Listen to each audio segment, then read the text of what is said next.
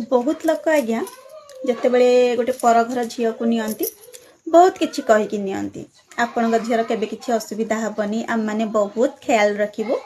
विश्वास करंतु से ख्याल कथा तो मारंतु आज्ञा गुली कहीं से मानकु जमा भी लाज शर्म लागेनी।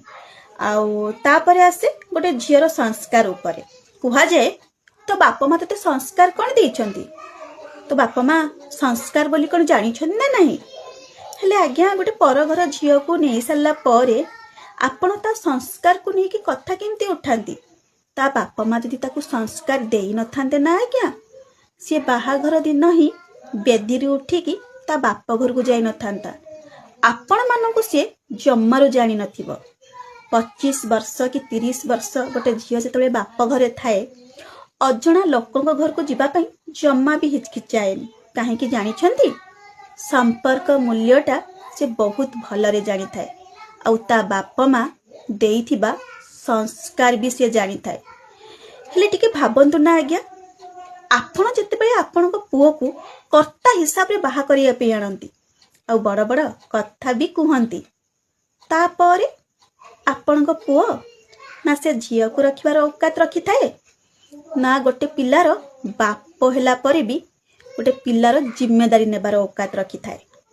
सेते बेले आपण पिला को संस्कार शिखे नांती कि बाहा हेइचु संसार करिचु जिम्मेदारी तोर आउ पर घर झील को संस्कार उपरे कहउचंती हेले निज पुओ को केबे कहिबे मु देइथिबा संस्कार केबे देखिबू।